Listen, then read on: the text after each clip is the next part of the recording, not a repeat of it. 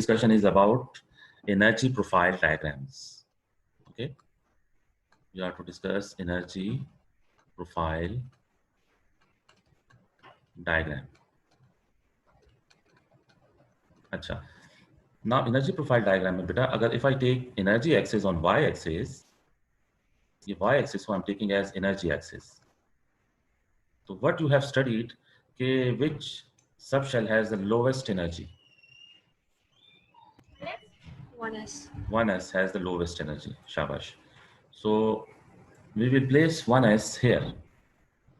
क्योंकि 1s की energy is the lowest and 1s has one orbital and two electron can be placed here. अच्छा 1s के बाद here comes 2s. So 2s has greater energy than 1s and 2s has one orbital. Okay beta, and then comes 2p and you know that 2p has three orbitals. 2p has three orbitals like this. अच्छा what comes after 2p? 3s. Shabash, 3s comes. So 3s has one orbital. And what comes after 3s? 3p. 3p. So this is energy profile diagram for orbitals and subshells. Okay.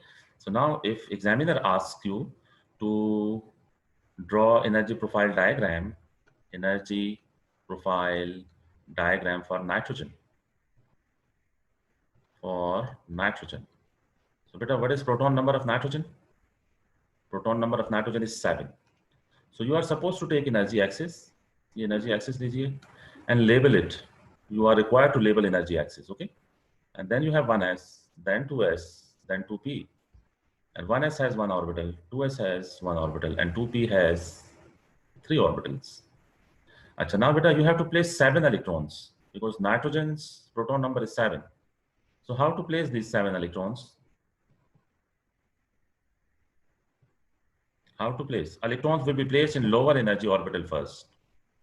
So you are required to place 2 electrons in 1s, okay? And then 2 electrons will be placed in 2s, okay? So how many electrons are left? 3. 3. So 3 electrons will be placed like this. So from this diagram, you can clearly show that it has 3 unpaired electrons. Nitrogen has 3 unpaired electrons. Okay? So examiner may ask you to construct energy profile diagrams for atoms or for ions. Okay, beta? Any question here? No question? Okay. So, अच्छा, let us say कि ये question हो कि you are to construct energy profile diagram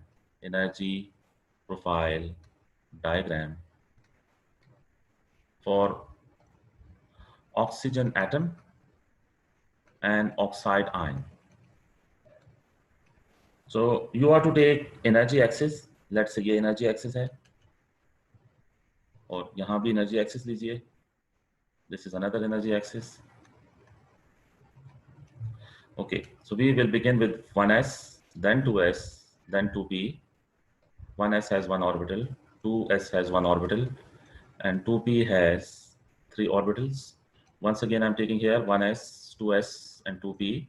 So 1s has one orbital, 2s has one orbital, and 2p has 3 orbitals.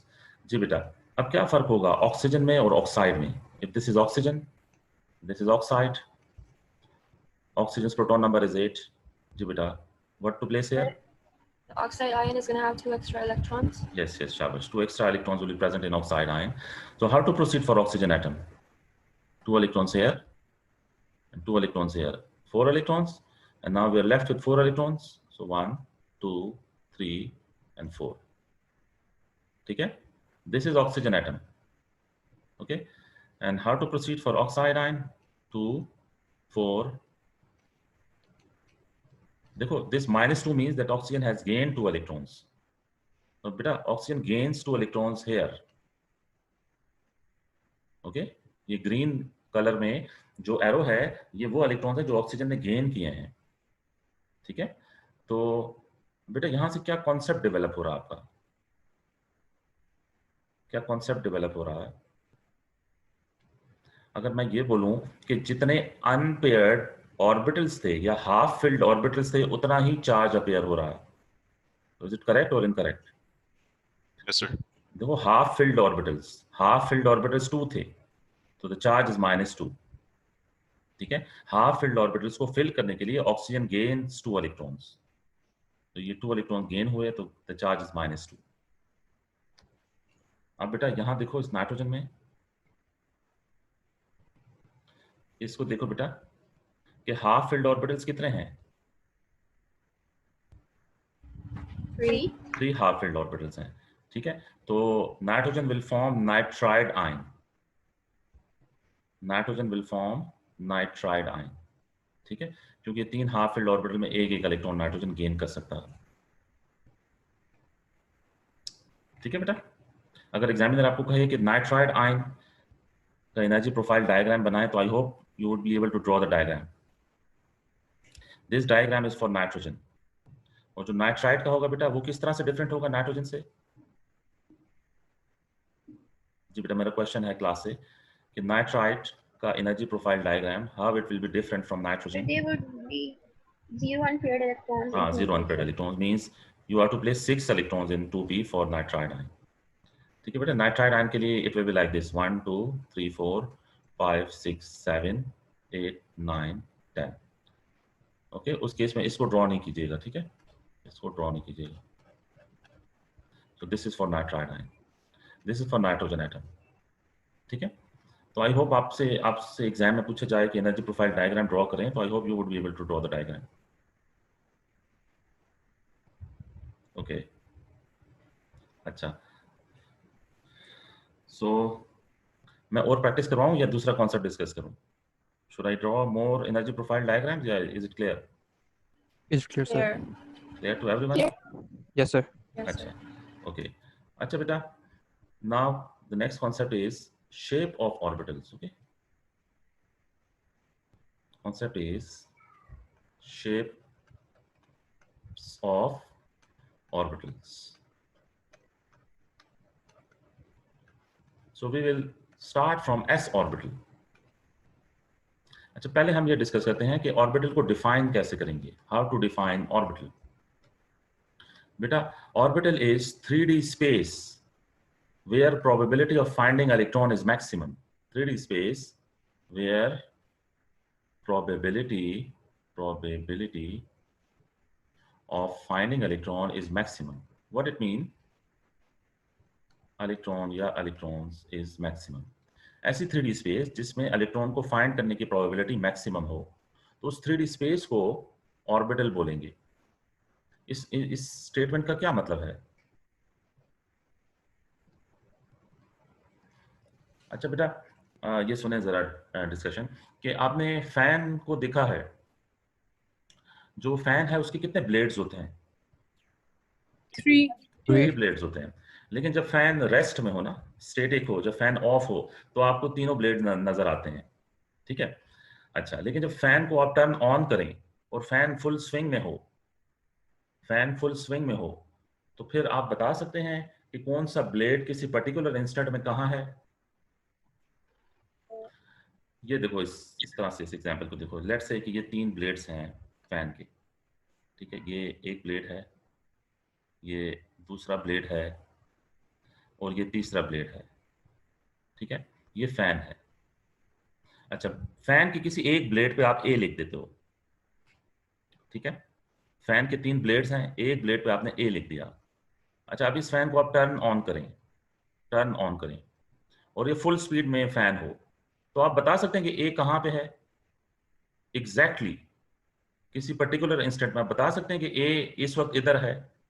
You can not tell, क्योंकि इतनी speed में ये move कर रहा होगा, ये ब्लेड्स इतनी स्पीड में मूव कर रहे होंगे कि आप नहीं बता सकते कि इस पर्टिकुलर इंस्टेंट पे ए किस जगह पे है।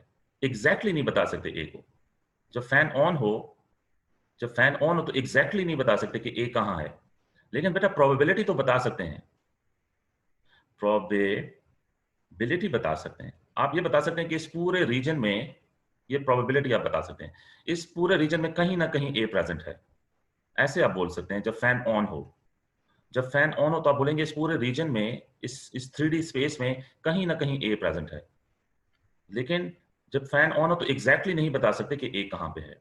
ये बात बेटा समझ में आई आपको? Yes, sir. अच्छा, तो इसी तरह जब इलेक्ट्रॉन, ये अगर न्यूक्लियस है, ये न्यूक्लियस है, ठीक है, और न्यूक्लियस के अराउंड ये इलेक्ट्रॉन है, तो बेटा इलेक्ट्रॉन की स्पीड तो फैन से बहुत ज्यादा होती है। फैन के जो ब्लेड्स हैं उसकी स्पीड तो बहुत कम होती है, इलेक्ट्रॉन तो बहुत फास्ट मूविंग पार्टिकल है।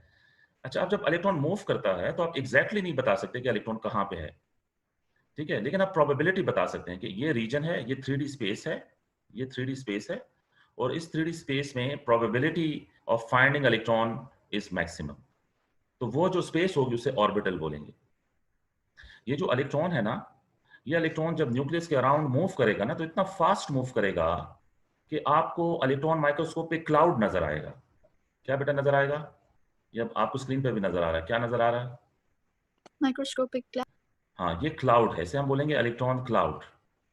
अच्छा, ये क्लाउड क्यों नजर आता है? क्योंकि इलेक्ट्रॉन बहुत फास्ट मूविंग पार्टिकल है। अगर आप फैन के ब्लेड्स को गौर से देखो ना, जब फैन ऑन हो तो फैन को आप देखो तो आपको क्लाउड नजर आता है। फैन के जो ब्लेड्स हैं वो इतने फास्ट मूव करते हैं कि क्लाउड अपीयर होता है।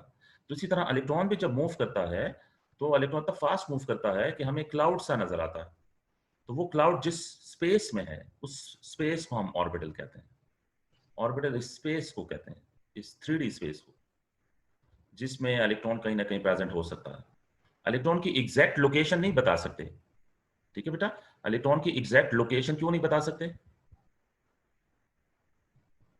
क्योंकि वो बहुत तेज मूव करता है। हाँ शाबाश, क्योंकि इलेक्ट्रॉन बहुत फास्ट मूविंग पार्टिकल है। तो एग्जैक्ट तो नहीं बता सकते इलेक्ट्रॉन को, लेकिन हम प्रोबेबिलिटी बता सकते हैं कि इस स्पेस में प्रेजेंट हो सकता है, तो उस स्पेस को ऑर्बिटल कहते हैं। जी बेटा, अगर कोई क्वेश्चन है तो बताइए, अदरवाइज मैं I shift to the next concept. इसमें कोई क्वेश्चन है तो you are allowed to ask. अच्छा, अगर नहीं है तो we are going ahead.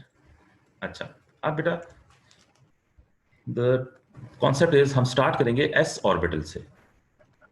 Okay, S orbital.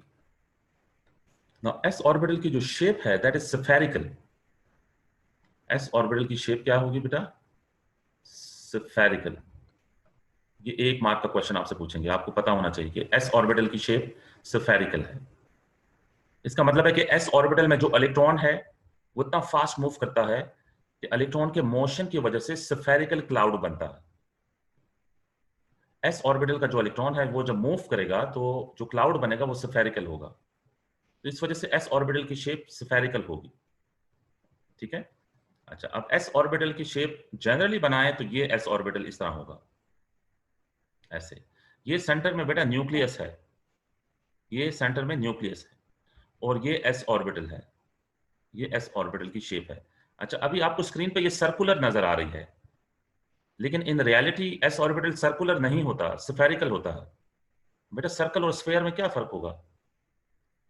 एक 2D shape है, There's दूसरी 3D. 3D. हाँ शाबाश बेटा, सर्कल जो है वो 2D है और स्फेयर 3D है।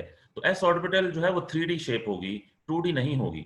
तो ये स्क्रीन पे तो आपको 2D नजर आ रहा है, लेकिन इन रियलिटी ये 3D है। तो ये एस ऑर्बिटल है और ये स्फेरिकल शेप का है, स्फेरिकल शेप है इसकी। अच्छा, अब इसमें आपकी चॉइस है, आप ऐसे भी बना सकते हो।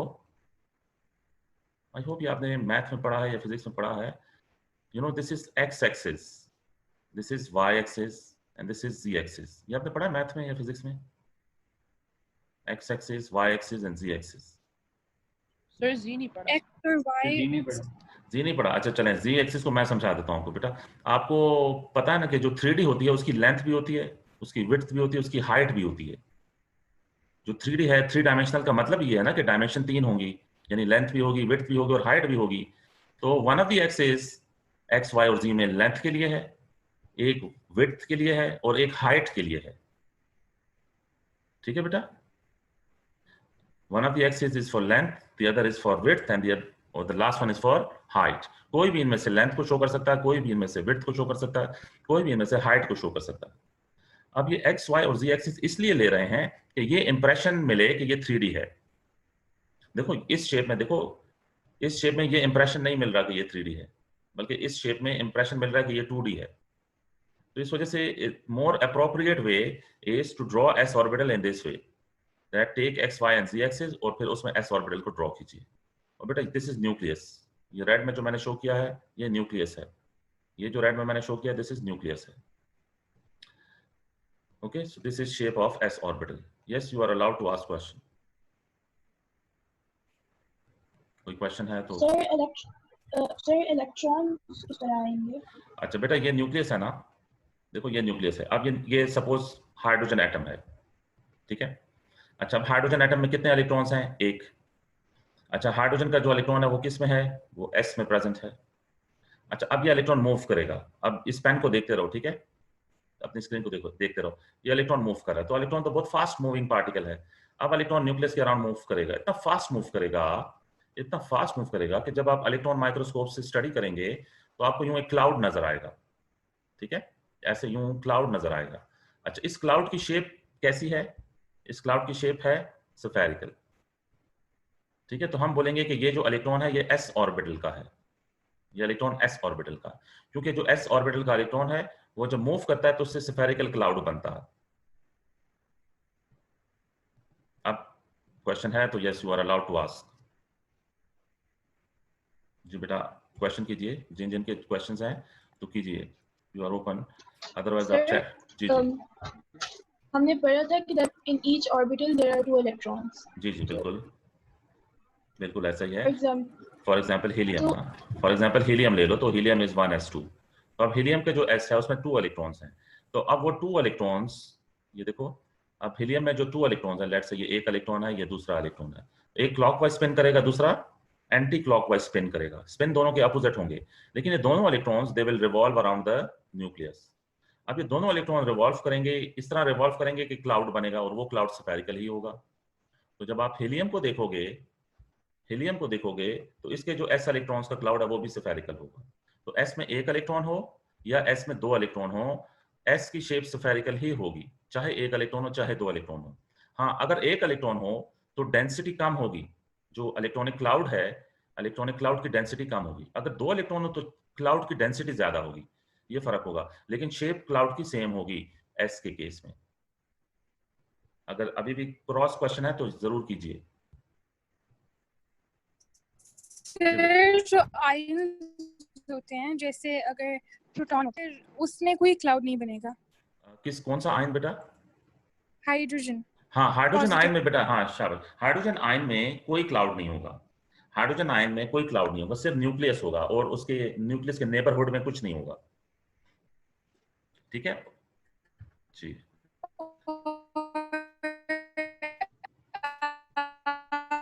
आपने कहा था कि अगर हमें फैन जो हम उसे रोकते हैं तो इससे मतलब कि बेटा can you repeat your question, क्योंकि आपकी आवाज सही नहीं आ रही।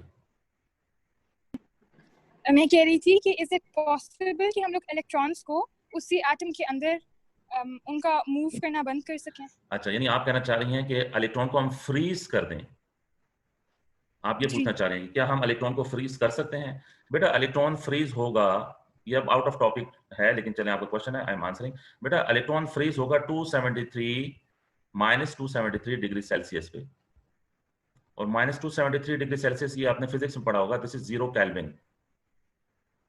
0 केल्विन इज -273 डिग्री सेल्सियस, जहां पे काइनेटिक एनर्जी 0 हो जाती है।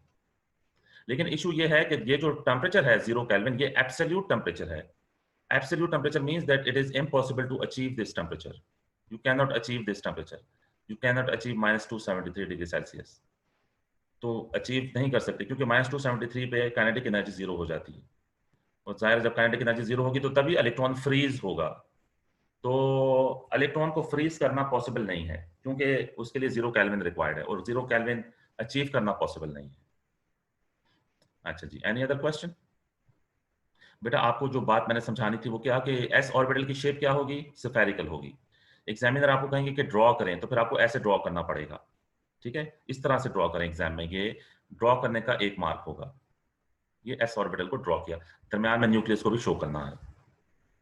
अच्छा बेटा अब देखें कि ये अगला कॉन्सेप्ट है, once again I am taking x y and z axis, this is x, this is y, this is z, and sir, for which orbital?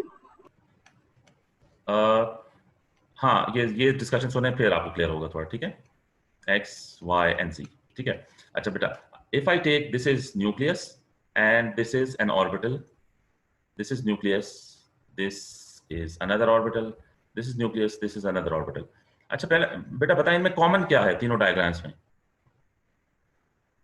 इन तीनों शेप्स में कॉमन क्या है?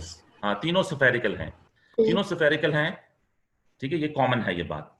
तो जब स्फेरिकल है तो ये s ऑर्बिटल है, लेकिन डिफरेंट क्या है तीनों में? साइज डिफरेंट है। तो इट इज पॉसिबल कि ये 1s हो, ये ऑर्बिटल रिप्रेजेंट करे 2s को, और ये रिप्रेजेंट करे 3s को। तो यानी जब principal quantum number is increased, then size of the orbital will increase but shape will remain same. Okay, तो जितनी एनर्जी कम होती है उतना छोटा होता है।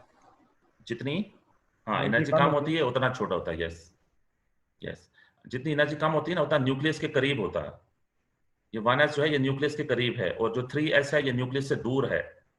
तो जब न्यूक्लियस के करीब होगा ना तो न्यूक्लियस होल्ड करके रखेगा इलेक्ट्रॉन को। तो जब न्यूक्लियस होल्ड करके रखेगा तो उसकी शेप छोटी ही बनेगी, ठीक है? अब ये 3s वाला न्यूक्लियस से दूर है, जब दूर है तो ज्यादा डिफ्यूज्ड होगा, फैला हुआ होगा। ये डिटेल नहीं है, बस आपके जो एग्जाम में आपको रिक्वायर्ड है ये शेप्स का फर्क आप बता सकें एग्जाम व्यू पॉइंट से, सिर्फ इतना पता होना चाहिए। तो यहाँ कॉन्सेप्ट में लिख रहा हूँ कि व्हेन